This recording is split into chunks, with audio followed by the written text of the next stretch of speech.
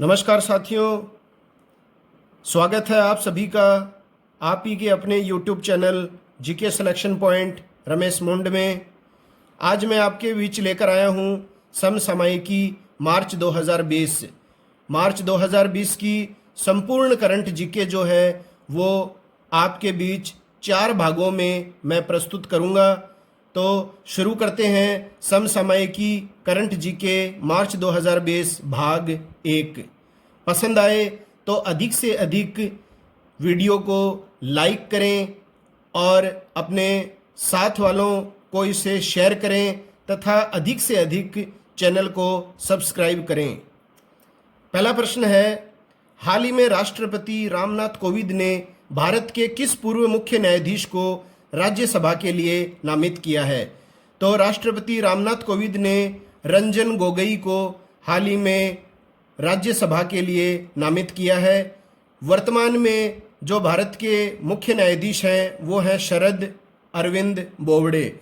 शरद अरविंद बोबडे जो हैं वो 47वें मुख्य न्यायाधीश हैं जो वर्तमान में हैं। इससे पहले 46वें थे रंजन गोगोई, और रंजन गोगोई को ही राज्यसभा के लिए राष्ट्रपति रामनाथ कोविंद ने हाल ही में नामित किया है।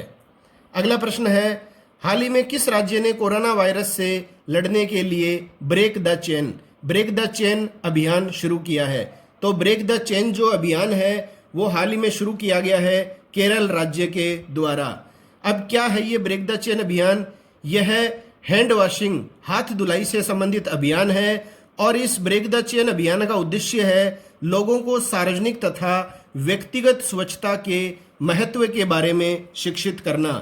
कोरोना वायरस से संबंधित मैं इससे पहले आपके बीच प्रश्नों के माध्यम से वीडियो डाल चुका हूं, आप उसे निश्चित रूप से देखिए। और उनके अलावा कोई जो प्रश्न हैं जो मैं उनमें शामिल नहीं कर पाया वो इस वीडियो के माध्यम से मैं सारे के सारे प्रश्न आपके बीच प्रस्तुत करूंगा। तो ब्रेक द चेन अभियान केरल के द्वारा शुरू किया गया है। तीसरा प्रश्न है, हाल ही में किस भारतीय राज्य ने जनता के मध्य कोविड-19 पर जागरूकता फैलाने के लिए रोबोट का इस्तेमाल किया है? तो जनता के मध्य इस महामारी के संदर्भ में जागरूकता फैलाने के लिए रोबोट का इस्तेमाल किया गया है केरल राज्य के द्वारा। और ये रोबोट जो स्थापित किए गए हैं, 2 रोबोट स्थापित किए गए हैं कुल, और कोच्चि में स्थापित किए गए हैं ये रोबोट। एक जो रोबोट है वो मास्क पहनता है, वह लोगों को मास्क, सैनिटाइजर, नैपकिन बांटता है, और जो दूसरा जो रोबोट है वो लोगों को प्रश्नों के उत्तर देता है। अगला प्रश्न है चौथा, हाल ही में कोविड-19 संक्रमण को ट्रैक करने के लिए वेब पोर्टल लॉन्च करने वाली पहली कंपनी कौन सी बनी है? तो इस कोविड-19 संक्रमण को ट्रैक करने वाली जो पहली कंपनी बनी है जिसने वेब पोर्टल लॉन्च किया है वो है साथियों माइक्रोसॉफ्ट कंपनी। और माइक्रोसॉफ्ट कंपनी जो है इसकी स्थापना 1975 में हुई थी। संस्थापक थे इसके बिल गेट्स और पॉल एलन, और इसके वर्तमान में सीईओ हैं सत्या नाडेला। अब देखिए, ये जो वेब पोर्टल लॉन्च किया है माइक्रोसॉफ्ट ने, इसका उद्देश्य क्या है? दुनिया भर में कोरोना वायरस के प्रसार को ट्रैक करना इसका उद्देश्य है। इससे यह जाना जा सकता है कि कोरोना वायरस से कितने लोग संक्रमित हुए हैं। 5वां प्रश्न है, हाल ही में भारत के किस राज्य ने चुनावी भ्रष्टाचार पर अंकुश रखने के लिए एक मोबाइल एप्लीकेशन जिसका नाम है निगाह NIGHA लॉन्च किया है?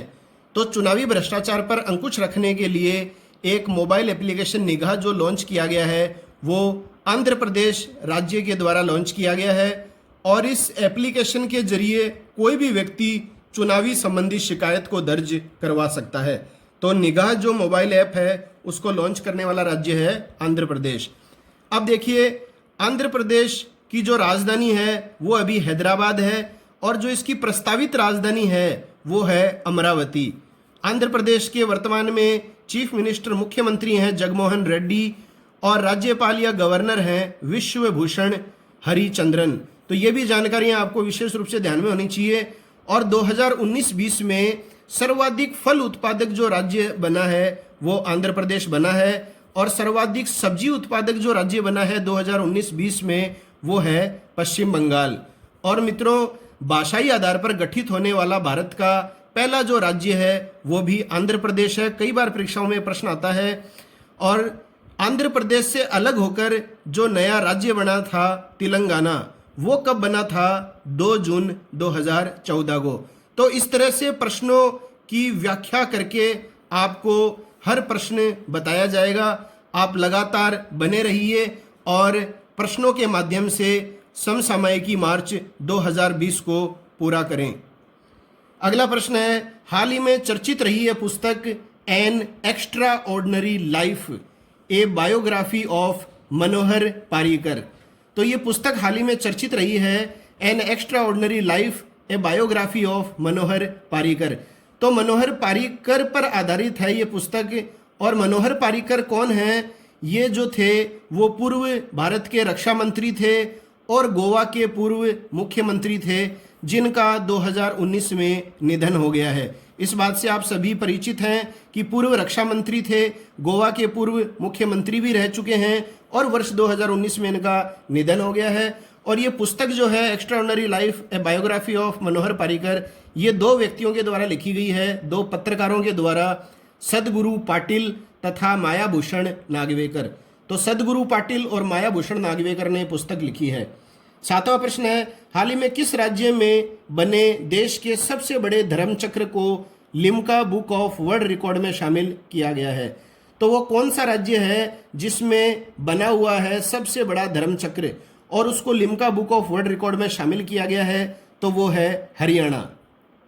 हरियाणा है ये इसका सही उत्तर।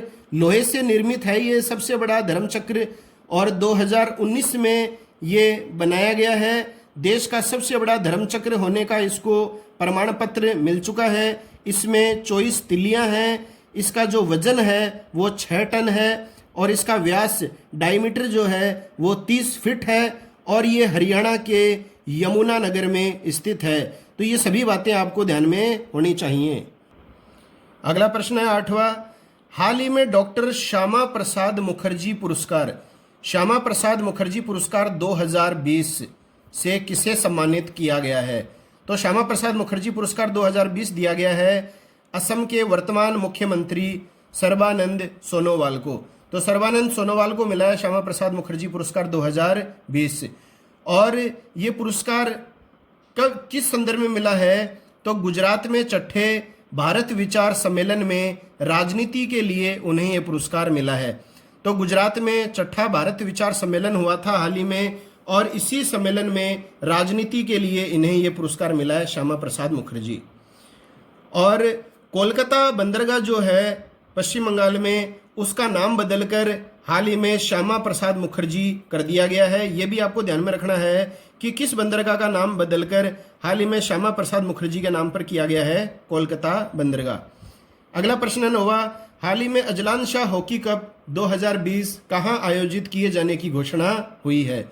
तो अजलान शाह हॉकी कप 2020 आयोजित करने की घोषणा हुई है मलेशिया की राजधानी कुआलालंपुर में 1 से 18 अप्रैल 2020।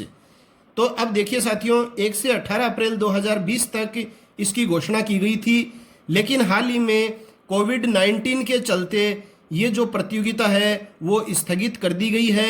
अब ये प्रतियोगिता सितंबर 2020 में होगी। तो अजलान शाह जो प्रतियोगिता है वो किस खेल से संबंधित है? हॉकी। 10वां प्रश्न है, भारत किस देश के सहयोग से पूर्वोदय योजना का क्रियान्वयन करेगा? तो भारत जापान देश के सहयोग से पूर्वोदय योजना का क्रियान्वयन करेगा। जापान को कहा जाता है सूर्योदय का देश और भारत के उड़ीसा राज्य को स्टील हब बनाने का लक्ष्य इसमें रखा गया है। अगला प्रश्न है 11वां, हाल ही में डोर स्टेप डीजल डिलीवरी के लिए भारत सरकार ने कौन सा मोबाइल ऐप लॉन्च किया है? तो डोर स्टेप डीजल डिलीवरी के लिए घर से घर डीजल की सप्लाई हो, इसके लिए भारत सरकार ने मोबाइल ऐप लॉन्च किया है फ्यूल हमसफर।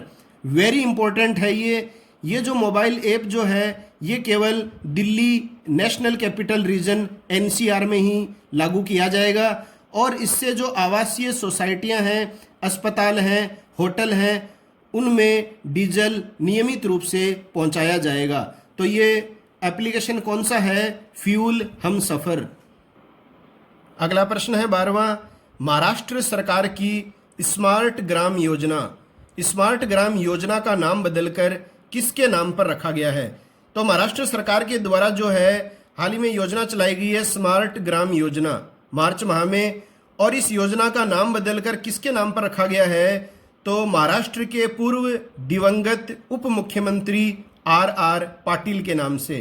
तो आर पाटिल स्मार्ट ग्राम योजना इसका नाम होगा।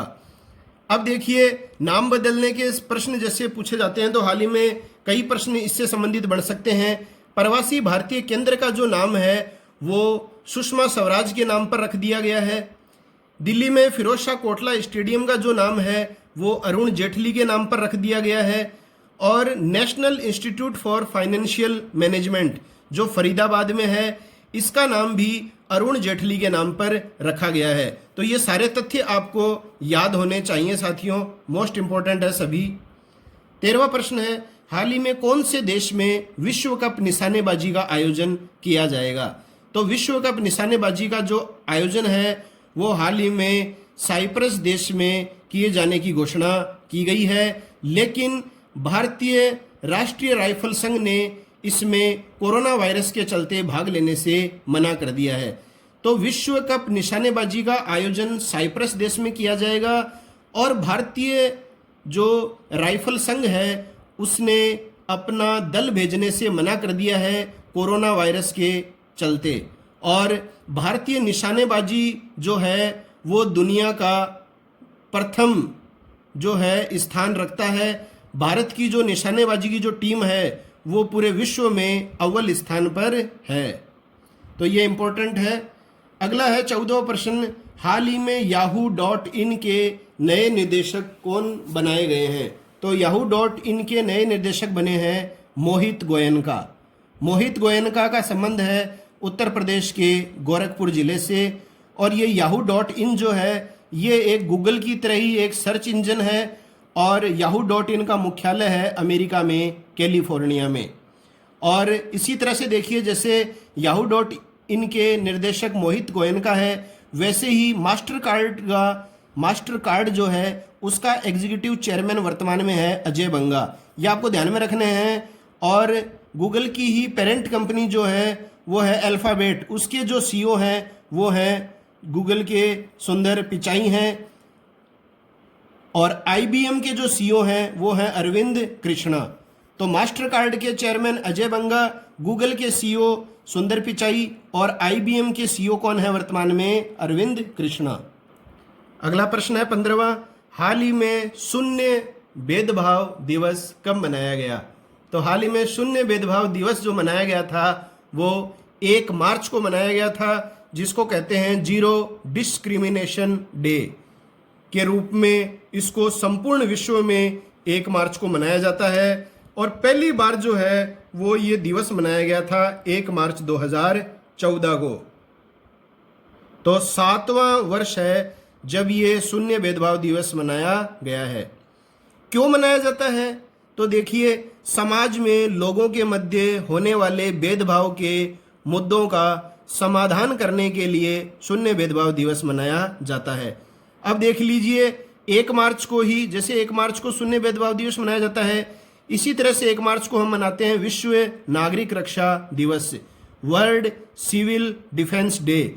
और इस दिवस का जो थीम था 2020 का वो है बच्चों की सुरक्षा हमारी जिम्मेदारी, protection of children our responsibility. साथियों, हर तथ्य को आप स्मृति में लाएं। जरूरी नहीं है कि प्रश्न मैंने बोल दिया कि शून्य भेदभाव दिवस कब मनाया गया तो बस इसका आंसर आपने याद कर लिया तो बात बन गई।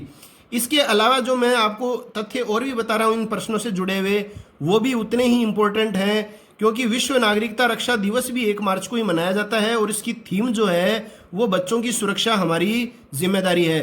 तो ये भी प्रश्न बनाया जा सकता था 16 नंबर पर, लेकिन मैंने अधिकांशतः प्रयास यही किया है कि एक ही प्रश्न के उत्तर के साथ व्याख्या के रूप में और भी तथ्य आप तक अधिक मात्रा में पहुंचा सकूं। 16वां प्रश्न है, हाल ही में लोकसभा स्पीकर ओम बिड़ला ने किस स्थान से सुपोषित माँ अभियान लॉन्च किया है। तो ओम बिड़ला हैं वर्तमान में लोकसभा स्पीकर अध्यक्ष, कोटा बूंदी राजस्थान से हैं ये, और इन्होंने हाल ही में एक अभियान लॉन्च किया है जिसका नाम है सुपोषित माँ अभियान। ये किया है राजस्थान के कोटा जिले से। वेरी इंपॉर्टेंट है राजस्थान के संदर्भ में। और प्रथम चरण में जो है 1000 गर्भवती महिलाओं को 17 किलो संतुलित आहार के 1000 किट इस अभियान के तहत दिए जाएंगे। तो 1000 गर्भवती महिलाओं को 17 किलो संतुलित आहार के 1000 किट सुपोषित माँ अभियान के तहत दिए जाएंगे। कहाँ से लॉन्च हुई है ये योजना? कोटा। और किसने की है? ओम बिड़ला ने। अगला प्रश्न है 17वां, हाल ही में बुंदेलखंड में हर घर जल योजना को किसके द्वारा प्रारंभ किया गया है? तो बुंदेलखंड में ये योजना प्रारंभ की गई है, हर घर जल योजना। और वो किसके द्वारा प्रारंभ की गई है? माननीय प्रधानमंत्री नरेंद्र मोदी जी के द्वारा।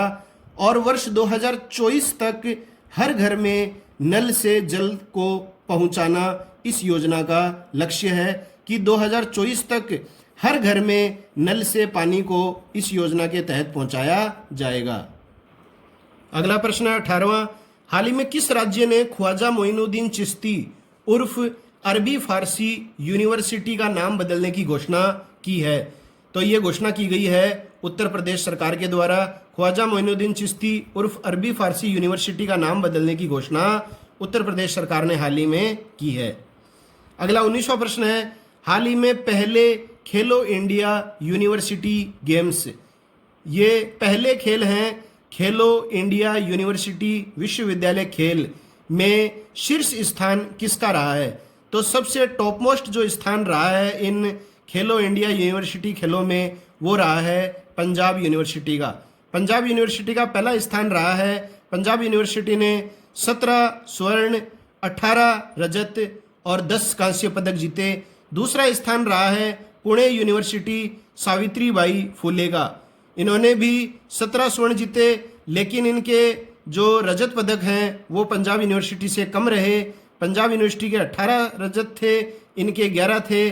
और पंजाब यूनिवर्सिटी के 10 कांस्य पदक थे, इनके 9 कांस्य पदक थे। तो दोनों के स्वर्ण पदक बराबर थे। तो निर्धारण जो है वो रजत पदकों की संख्या के आधार पर किया गया। और दूसरा स्थान रहा सावित्रीबाई फुले पुणे यूनिवर्सिटी का। अगला है, हाल ही में किस राज्य ने मई 2020 तक सिंगल यूज प्लास्टिक मुक्त बनने का लक्ष्य रखा है? तो सिंगल यूज प्लास्टिक मुक्त बनने का लक्ष्य रखा है महाराष्ट्र राज्य ने।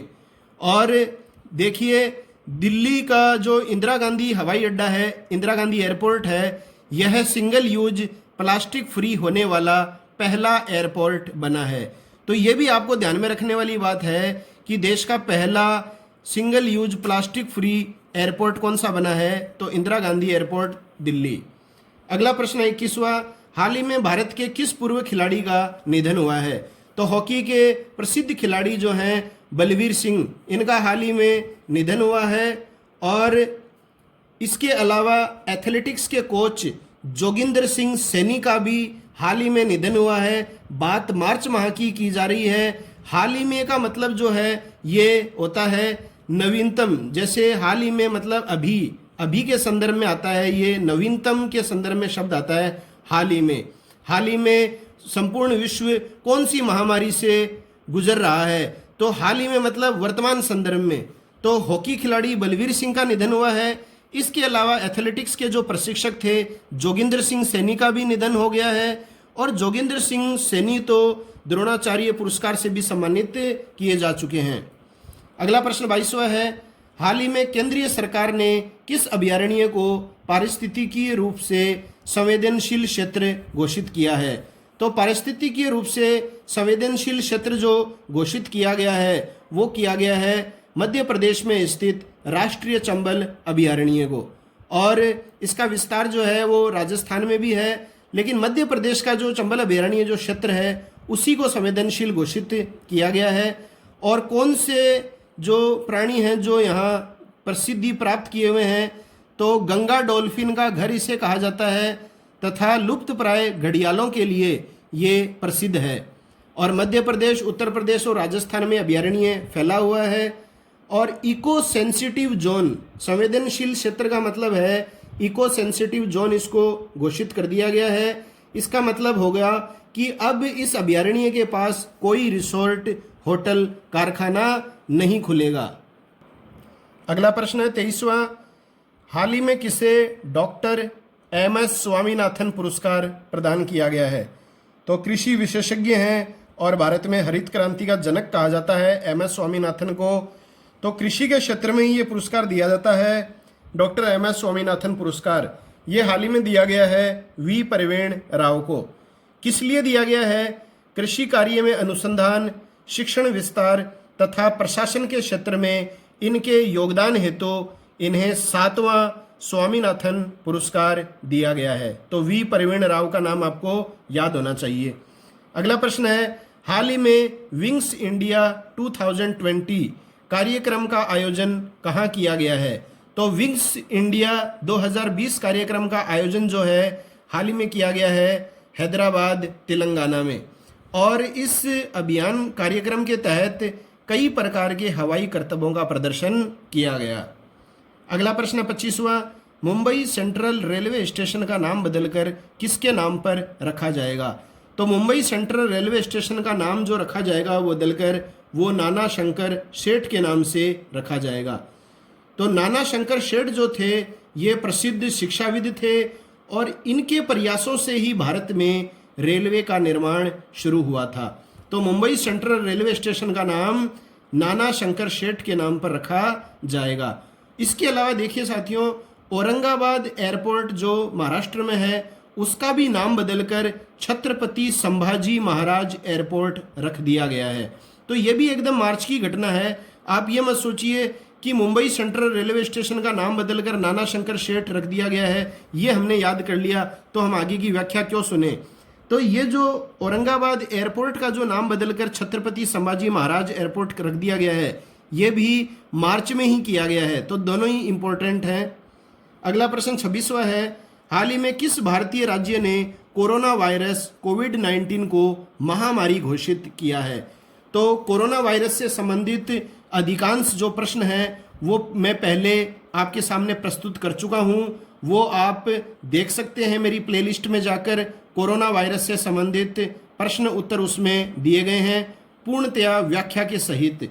इसमें जो क्वेश्चन मैं प्रस्तुत नहीं कर पाया, जो लेटेस्ट रह गए थे, वो मैं इस वीडियो के माध्यम से आपके सामने रख रहा हूं। तो वो राज्य है जिसने महामारी घोषित किया था वो है हरियाणा। अब देखिए इसमें पंजाब सरकार जो है उसने कोवा पंजाब एप्लीकेशन लॉन्च किया है वहाँ के लोगों को जागरूक करने के लिए। तो हाल ही में किस राज्य ने कोवा पंजाब ऐप लॉन्च किया है कोविड-19 के लिए लोगों को जागरूक करने हेतु? तो वो है पंजाब। और कोरोना वायरस को महामारी घोषित करने वाला राज्य हरियाणा। 27वां प्रश्न है, हाल ही में किसे वर्ष 2021 के world golf hall of fame में शामिल किया गया है? तो world golf hall of fame में शामिल किया गया है अमेरिका के प्रसिद्ध गोल्फ खिलाड़ी टाइगर वुड्स को। और 2019 में अमेरिकी राष्ट्रपति डोनाल्ड ट्रंप के द्वारा इनको presidential medal of freedom award भी दिया गया है। अमेरिका का सर्वश्रेष्ठ पुरस्कार है ये presidential medal of freedom award. 28वां प्रश्न है, हाल ही में भारत सरकार ने किसे विश्व स्तरीय रेलवे स्टेशन बनाने हेतु चुना है?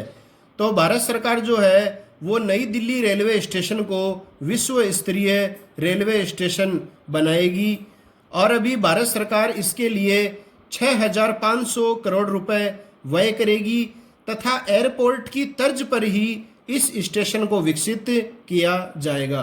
तो विश्व स्तरीय रेलवे स्टेशन बनाने के लिए भारत सरकार ने किसे चुना है? नई दिल्ली रेलवे स्टेशन को। साथियों, जानकारियां अच्छी लग रही हैं, पसंद आ रही हैं तो चैनल को निश्चित रूप से सब्सक्राइब करिए। यूट्यूब पर आप सर्च कीजिए रमेश मुंड या फिर आप सर्च कर सकते हैं जीके सिलेक्शन पॉइंट रमेश मुंड। दोनों ही चीज़ें सर्च करने पर आपको मेरे चैनल के लिए सब्सक्राइब लिखा हुआ मिलेगा लाल अक्षरों से। उस सब्सक्राइब बटन को आप दबाइए और उसके सामने घंटी का जो आइकन है उसको भी दबाइए। इससे आपको मेरे द्वारा प्रस्तुत किए जाने वाले आगामी वीडियो के नोटिफिकेशन सबसे पहले प्राप्त हो सकेंगे। अगला प्रश्न है 29वां। हाल ही में जीएसटी परिषद ने मोबाइल फ़ोन पर जीएसटी की दर को कितना प्रतिशत निर्धारित किया है? तो मोबाइल फ़ोन पर जीएसटी की दर निर्धारित की गई है 18%। अभी तक जो ये दर जो निर्धारित थी वो थी 12%। मोबाइल फ़ोन पर जीएसटी की दर हाल ही में 12% से बढ़ाकर कर दी गई है 18%। तो ये आपको ध्यान में रखना है, अभी तक 12% थी, अब 18% निर्धारित कर दी गई है। और विमानों के रख रखाव पर जीएसटी पहले 18% था, इसको घटाकर कर दिया गया है 5%। ये तथ्य भी इम्पोर्टेंट है। और भारत में जो जीएसटी है वो कनाडा मॉडल पर आधारित है। ये सारे के सारे प्रश्न इंपॉर्टेंट है आगामी परीक्षा की दृष्टि से। भारत में जीएसटी जो है वो किस मॉडल पर आधारित है? कनाडा मॉडल पर आधारित है। विश्व में सबसे पहले जीएसटी, इसका फुल फॉर्म होता है गुड एंड सर्विस टैक्स, वस्तु व सेवा कर। तो जीएसटी जो सबसे पहले विश्व में लागू किया गया था वो फ्रांस में किया गया था 1954 में। भारत में जो ये है लागू हुआ था जीएसटी 1 जुलाई 2017 को। सबसे पहले जीएसटी लागू करने वाला राज्य था असम। अंतिम राज्य जिसने जीएसटी को लागू किया वो था जम्मू कश्मीर। तो ये इंपॉर्टेंट है। और किस समिति की सिफारिश पर भारत में जीएसटी लागू किया गया था? तो ये भी इंपॉर्टेंट है, विजय केलकर समिति। तो सभी जानकारियां आपको अच्छी तरह याद होनी चाहिए। अगला प्रश्न है, हाल ही में माइक्रोसॉफ्ट कंपनी के बोर्ड ऑफ डायरेक्टर्स की सदस्यता से किसने त्यागपत्र दे दिया है? तो बोर्ड ऑफ डायरेक्टर्स की सदस्यता से जो त्यागपत्र दिया है वो माइक्रोसॉफ्ट कंपनी के बिल गेट्स के द्वारा दे दिया गया है। तो माइक्रोसॉफ्ट कंपनी के बोर्ड ऑफ डायरेक्टर की सदस्यता से इन्होंने त्यागपत्र दे दिया है। और अब जो ये अपना ध्यान केंद्रित करेंगे वो करेंगे शिक्षा स्वास्थ्य से संबंधित कार्यों में। तो शिक्षा स्वास्थ्य से संबंधित कार्यों में ये अपना समय अब व्यय करेंगे। और माइक्रोसॉफ्ट की स्थापना 1975 में हुई थी, पॉल एलन और बिल गेट्स के द्वारा, इन दोनों ने मिलकर की थी। हेडक्वार्टर इसका वाशिंगटन डीसी है और इसके सीईओ हैं सत्या नडेला। पहले भी मैं ये बात आपको बता चुका हूँ। अगला प्रश्न है, हाल ही में mobile premium league mobile premier league MPL ने अपना ब्रांड एम्बेसडर किसे बनाया है? तो MPL ने हाल ही में ब्रांड एम्बेसडर बनाया है तमन्ना भाटिया को। और इससे पहले विराट कोहली को भी ब्रांड एम्बेसडर बनाया जा चुका है। तो हाल ही में किसको बनाया गया है? तमन्ना भाटिया को।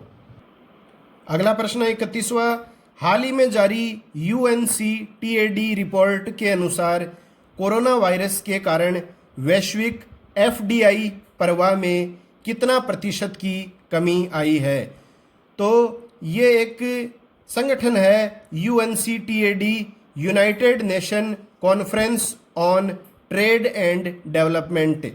तो इसकी रिपोर्ट के अनुसार कोरोना वायरस के कारण वैश्विक FDI प्रवाह में कितना प्रतिशत की कमी आई है? तो वो कमी आई है 15% की। और जो UNCTAD अंकटाड जो है इसकी स्थापना हुई थी 1964 में। मुख्यालय है इसका जेनेवा स्विट्जरलैंड में। और इसके वर्तमान अध्यक्ष हैं मुखीसा कुतुई। तो मुखीसा कुतुई जो है वो UNCTAD के वर्तमान में अध्यक्ष हैं। और इस वायरस के चलते सर्वाधिक जो नुकसान हुआ है वो यूरोपियन यूनियन को हुआ है तथा भारत को $348 मिलियन का नुकसान होने का अनुमान है। अगला प्रश्न है 32वां, हाल ही में IDFC फर्स्ट बैंक के पहले ब्रांड एम्बेसडर कौन बने हैं? तो IDFC फर्स्ट बैंक के पहले ब्रांड एम्बेसडर बनाए गए हैं अमिताभ बच्चन। और IDFC फर्स्ट बैंक की स्थापना हुई थी 2015 में। हेडक्वार्टर इसका मुंबई में है और इसके वर्तमान सीईओ हैं वेदनाथन। तो वी वेदनाथन जो हैं ये वर्तमान में IDFC फर्स्ट बैंक के सीईओ हैं। और इसके ब्रांड एम्बेसडर कौन बनाए गए हैं? पहले अमिताभ बच्चन। अगला प्रश्न है, हाल ही में युगांडा देश के सर्वोच्च नागरिक सम्मान गोल्डन जुबली मेडल सिविलियन तो ये युगांडा का सर्वोच्च नागरिक सम्मान है गोल्डन जुबली मेडल सिविलियन। ये इससे किसको सम्मानित किया गया है? तो ये किया गया है राजेश चपलोत को। वेरी इंपॉर्टेंट प्रश्न है ये सारे। और मैं निश्चित रूप से आपको बता दूं साथियों, ये जो मार्च समसामयिकी करंट जीके 2020 जो मैं प्रस्तुत करूंगा, ये 4 भागों में मैं प्रस्तुत करूंगा और सारे के सारे मार्च माह के करंट जीके को इनके माध्यम से कवर किया है। अगर आपने ये सारे प्रश्न व्याख्यात्मक रूप से अच्छी तरह सुन लिए हैं तो किसी भी हाल में प्रश्न मार्च 2020 समसामयिकी से बाहर नहीं जाएगा। आप निश्चिंत रहें, प्रश्न इसी में से ही आएगा। तो राजेश चपलोत जो हैं वो अनिवासी NRI नॉन रेजिडेंट इंडिया व्यवसायी हैं ये, और प्रवासी भारतीय सम्मान भी इन्हें हाल ही में 2020 में मिल चुका है। तो golden jubilee medal civilian Uganda का सर्वोच्च नागरिक पुरस्कार हाल ही में किसे दिया गया है? राजेश चपलोत को। अगला प्रश्न है 34वां, हाल ही में जारी 2020 की खेल जगत की 10 प्रभावशाली महिलाओं की सूची में शामिल भारतीय है।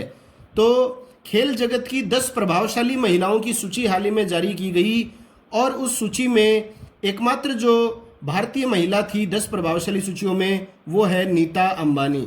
आप सभी इस नाम से परिचित होंगे। रिलायंस इंडस्ट्री की चेयरपर्सन है ये और IPL की टीम मुंबई इंडियन की ये मालिक भी हैं और इनकी टीम जो मुंबई इंडियन है ये 4 बार IPL विजेता भी रह चुकी है।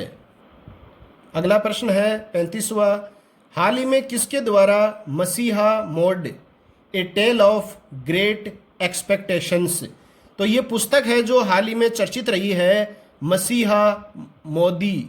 तो यहाँ पे थोड़ा सा देखिए, मेरे लिखने में थोड़ी सी मिस्टेक हो गई है साथियों। ये है मसीहा मोदी ए टेल ऑफ ग्रेट एक्सपेक्टेशंस। तो ये पुस्तक जो है ये हाल ही में चर्चित रही है, मसीहा मोदी ए टेल ऑफ ग्रेट एक्सपेक्टेशन। आगे परीक्षाओं में निश्चित रूप से आ सकती है। ये लिखी गई है तवलीन सिंह के द्वारा। तो तवलीन सिंह के द्वारा ये पुस्तक लिखी गई है और इस पुस्तक में इन्होंने मोदी सरकार के प्रति अपने अनुभवों का वर्णन किया है।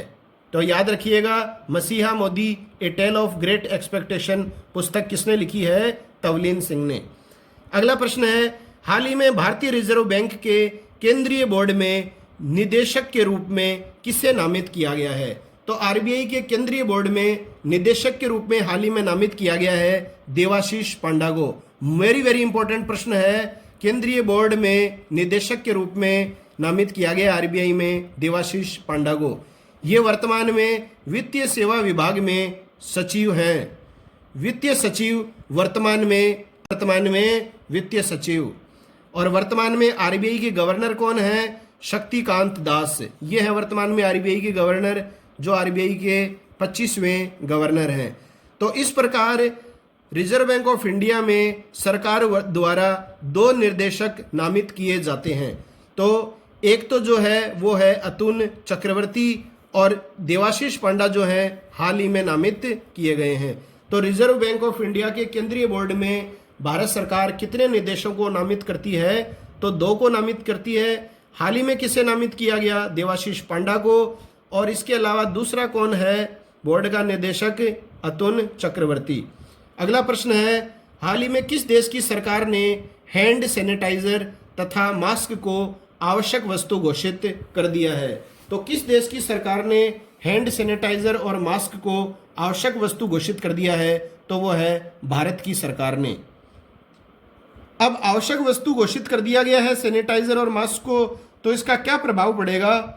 इनकी कीमतें बढ़ाकर न बेची जाएं, इसलिए सरकार ने इन्हें आवश्यक वस्तु घोषित किया है। मतलब इनकी मांग ज़्यादा है तो इनकी कीमतें जो हैं वो बढ़ाकर न बेची जाएं, इन्हें सुलभ कीमतों पर बेचा जाए, इसलिए इन्हें आवश्यक वस्तु घोषित किया गया है। और आवश्यक वस्तु अधिनियम 1955 के तहत इन वस्तुओं को 100 दिनों के लिए आवश्यक वस्तु घोषित कर दिया गया है। ब्लैक मार्केट नहीं कर सकेगा अब इन वस्तुओं का कोई। तो इम्पोर्टेंट है ये चीज़।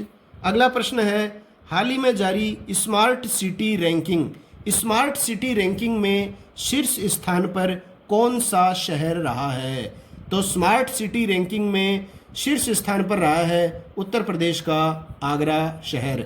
और आवास व शहरी मंत्रालय ने हाल ही में ये रैंकिंग जारी की है। और रैंकिंग में उत्तर प्रदेश के जो हैं 3 शहर टॉप 10 में आए हैं। वेरी देखिए इंपॉर्टेंट है, आगरा का तो पहला स्थान है ही उत्तर प्रदेश का, तीसरा स्थान रहा है कानपुर उत्तर प्रदेश का, और 7वां भी रहा है वाराणसी उत्तर प्रदेश का। तो उत्तर प्रदेश के 3 शहर आए हैं टॉप 10 स्मार्ट सिटी रैंकिंग में। और वर्तमान में ये जो रैंकिंग है वो 6 माह से जारी होती है, पहले वर्ष में एक बार होती थी। पहले ये रैंकिंग जो है ये वर्ष में एक बार ही होती थी, और वर्तमान में 6-6 माह के अंतराल से वर्ष में 2 बार होती है। तो आगरा है स्मार्ट सिटी रैंकिंग में पहले स्थान पर, और दूसरा स्थान मिला है गुजरात के अहमदाबाद शहर को। तो साथियों, आपको जानकारियाँ अच्छी लग रही हैं तो लगातार वीडियो से बने रहिए। सारे के सारे प्रश्नों को अच्छी तरह आप अपनी स्मृति में डालिए, सुनिए। बार बार आप इन प्रश्नों को सुनेंगे, आपके निश्चित रूप से याद होंगे, और इन प्रश्नों के बाहर से कोई प्रश्न नहीं आएगा। संपूर्ण जानकारियों को मैंने इन वीडियो के माध्यम से प्रस्तुत करने का प्रयास किया है। ये भाग 1 है, और इसके अलावा संपूर्ण मार्च महीने की करंट जीके को मैं कुल 4 भागों में प्रस्तुत करूंगा। अगला प्रश्न है 39वां। हाल ही में भारत के किस राज्य ने गैरसैंण को ग्रीष्मकालीन राजधानी बनाए जाने की घोषणा की है? तो गैरसैंण जो है वो ग्रीष्मकालीन राजधानी बनाए जाने की घोषणा की है उत्तराखंड राज्य ने। और उत्तराखंड राज्य जो था वो भारत का 27वां राज्य था, और इसका गठन हुआ था 9 नवंबर 2000 को। और उत्तराखंड के चमोली जिले में स्थित एक तहसील है गैरसैंण। तो गैरसैंण जिसे ग्रीष्मकालीन राजधानी बनाए जाने की घोषणा हाल ही में उत्तराखंड राज्य ने की है, तो ये गैरसैंण कहाँ स्थित है? उत्तराखंड के चमोली जिले में स्थित एक तहसील है। और उत्तराखंड में देखिए, विशेष ध्यान में रखिए, 2019 में पहला हेलीकॉप्टर समिट या सम्मेलन जो हुआ था वो उत्तराखंड में ही हुआ था। उत्तराखंड के वर्तमान में मुख्यमंत्री हैं त्रिवेंद्र सिंह रावत, और राज्यपाल हैं बेबी रानी मौर्य। अगला प्रश्न है 40वां। जम्मू हवाई अड्डे का नाम किस महाराजा के नाम पर रखे जाने का प्रस्ताव पारित किया गया है? तो जम्मू हवाई अड्डे का नाम जो है वो महाराजा हरि सिंह के नाम पर रखे जाने का प्रस्ताव हाल ही में पारित कर दिया गया है। और ये महाराजा हरि सिंह जो थे ये अंतिम डोगरा शासक थे। और जम्मू यूनिवर्सिटी का नाम जो है वो महाराजा गुलाब सिंह के नाम पर रखे जाने का प्रस्ताव रखा गया था। तो ये भी आपको ध्यान में रखना है कि जम्मू यूनिवर्सिटी का जो नाम है वो महाराजा गुलाब सिंह के नाम पर रखे जाने का प्रस्ताव किया गया है, और जम्मू हवाई अड्डे का नाम जो है वो महाराजा हरि सिंह के नाम पर रखे जाने का प्रस्ताव किया गया है। और जो महाराजा हरि सिंह जो थे इन्होंने ही भारत में जम्मू कश्मीर का विलय किया था। अगला प्रश्न 41वां। हाल ही में संयुक्त राष्ट्र संघ के किस पूर्व महासचिव का निधन हुआ है? तो सभी तरह के प्रश्नों को समाहित करने का मैंने यहाँ प्रयास किया है। तो संयुक्त राष्ट्र संघ के पूर्व महासचिव जो रह चुके हैं जिनका हाल ही में निधन हुआ है वो थे Javier Perez de Cuellar. Javier Perez de Cuellar जो थे वो पेरू देश के प्रधानमंत्री भी रह चुके थे और संयुक्त राष्ट्र संघ के पूर्व महासचिव भी थे। इन्हीं का हाल ही में निधन हुआ है। और संयुक्त राष्ट्र संघ की बात की अपन ने तो संयुक्त राष्ट्र संघ की स्थापना 24 अक्टूबर 1945 को हुई थी। और 24 अक्टूबर को जो है और भी कौन से दिवस मनाए जाते हैं? एक तो संयुक्त राष्ट्र दिवस मनाया जाता है, एक मनाया जाता है विश्व पोलियो दिवस, वर्ल्ड पोलियो डे। इसके अलावा राष्ट्रीय खाद्य दिवस भी 24 अक्टूबर को मनाया जाता है, नेशनल फूड डे। और वर्तमान में संयुक्त राष्ट्र संघ का महासचिव कौन है साथियों? तो ये है पुर्तगाल के एंटोनियो गुतेरस। तो एंटोनियो गुतेरस जो हैं ये वर्तमान में महासचिव हैं यूएनओ के। अगला प्रश्न है, हाल ही में कोरोना वायरस के चलते बैडमिंटन एशिया चैंपियनशिप का स्थानांतरित की गई है। तो कोरोना वायरस के चलते जो है ये जो चैंपियनशिप है बैडमिंटन एशिया चैंपियनशिप, ये कहाँ स्थानांतरित कर दी गई है? तो ये स्थानांतरित कर दी गई है फिलीपींस की राजधानी मनीला में। पहले ये बैडमिंटन एशिया चैंपियनशिप कहाँ आयोजित होनी प्रस्तावित थी? चीन के वुहान क्षेत्र में।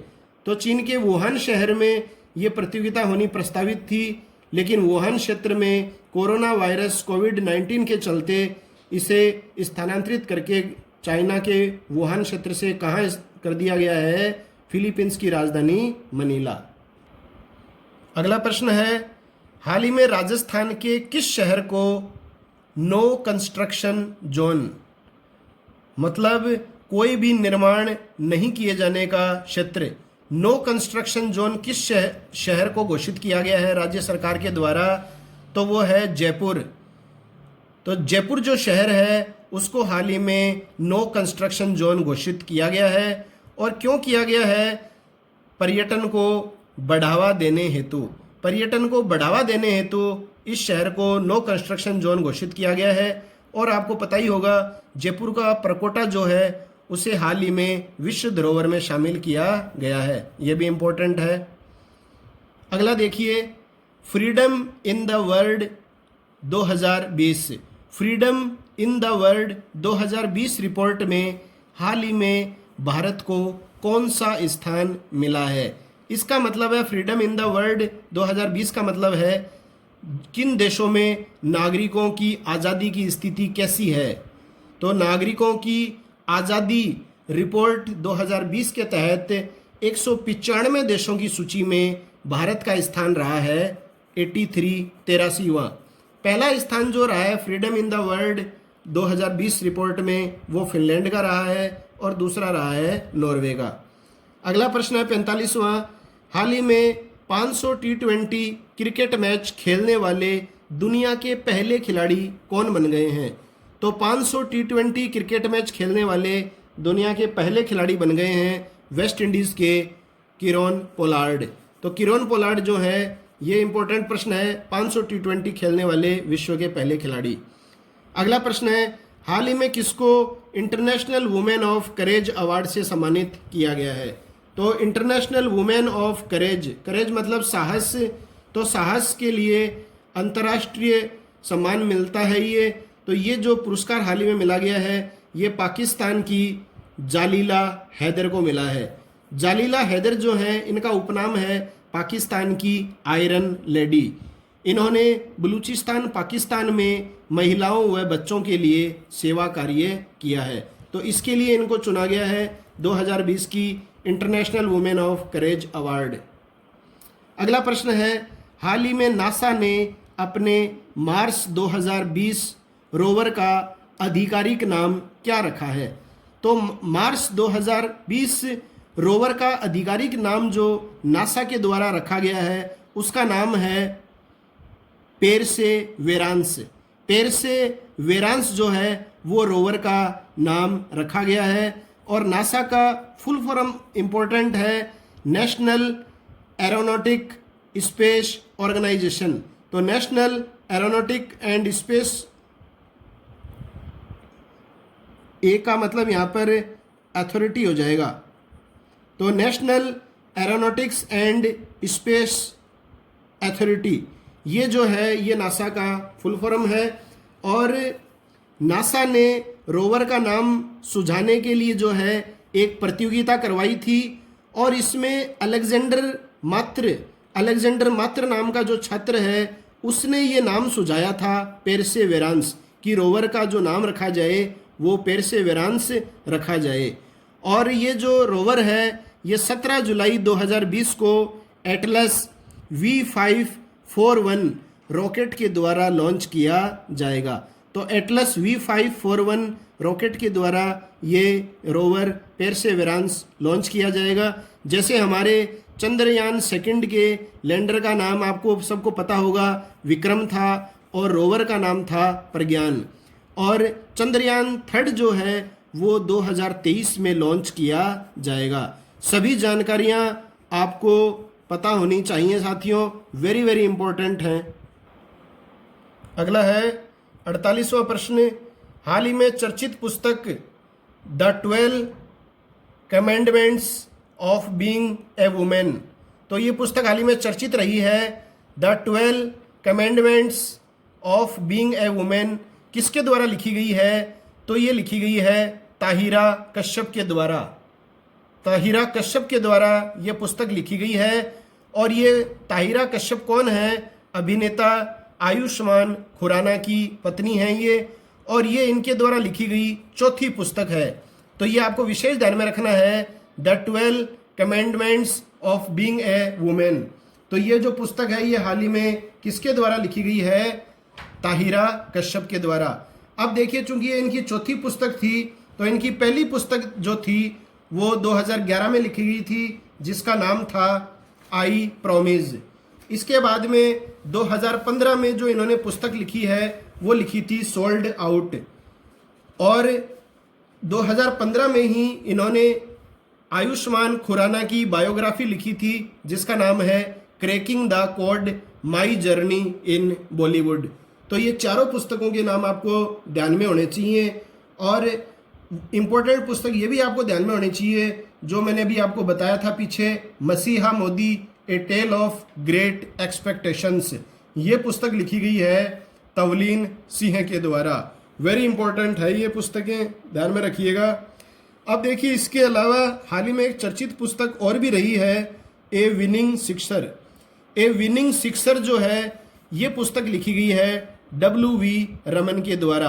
भारत के पूर्व क्रिकेट खिलाड़ी रह चुके हैं W.V. रमन, और वर्तमान में महिला क्रिकेट टीम के प्रशिक्षक कोच भी हैं। तो विनिंग सिक्सर किसने लिखी है? W.V. रमन ने। अगला प्रश्न है, हाल ही में मूडीज ने वित्तीय वर्ष 2019-20 के लिए भारत की जीडीपी ग्रोथ रेट कितना रहने का अनुमान लगाया है? तो ग्रॉस डोमेस्टिक प्रोडक्ट जो है, जीडीपी वृद्धि दर, ग्रोथ रेट कितने रहने का अनुमान लगाया गया है? तो 5.3%। तो हाल ही में मूडीज के द्वारा वित्तीय वर्ष 2019-20 में जीडीपी ग्रोथ रेट कितने रहने का अनुमान है? तो आप क्या बताएंगे? 5.3%। पहले जो है 5.4% का अनुमान लगाया गया था, परंतु कोरोना वायरस के चलते जो ये रेट है, ग्रोथ रेट, इसको घटाकर कितना कर दिया गया अनुमानित? 5.3%। इसी तरह से जैसे मूडीज जो अनुमान लगाता है, उसी तरह से इकोनॉमिक सर्वे ES ने भी वर्ष 2020-21 के लिए भारत की जीडीपी 6 से 6.4% के मध्य रहने का अनुमान लगाया है। तो इकोनॉमिक सर्वे ने कितना अनुमान लगाया है भारत की जीडीपी ग्रोथ रेट का? 6 से 6.65% के बीच में रहेगी ये 2020-21 वित्तीय वर्ष में। अगला प्रश्न है 50वां, हाल ही में किस राज्य की सरकार ने एक डिजिटल अभियान मैं भी डिजिटल हूँ? तो ये डिजिटल अभियान प्रारंभ किया गया है, मैं भी डिजिटल हूँ। ये किस राज्य की सरकार ने शुरू किया है? केरल राज्य की सरकार ने। और क्यों चलाया जा रहा है ये अभियान? पूर्ण डिजिटल साक्षरता अभियान के रूप में ये चलाया जा रहा है। और इस अभियान का उद्देश्य है राज्य के सभी वर्गों को डिजिटल माध्यम का ज्ञान देना। तो मैं भी डिजिटल हूँ, डिजिटल अभियान किस राज्य की सरकार ने चलाया है?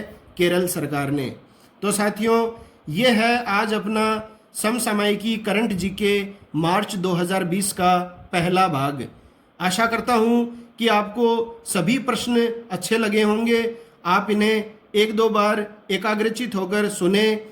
और कुल मिलाकर मार्च करंट जीके के 4 वीडियो मैं आपके सामने रखूँगा, और हर वीडियो में 50 प्रश्न मैं प्रस्तुत करूँगा। और अगर आपने ये 200 प्रश्न अच्छी तरह व्याख्या सहित कवर कर लिए हैं, तो मार्च 2020 में करंट का प्रश्न इनके बाहर कहीं आने की आशा नहीं रहेगी।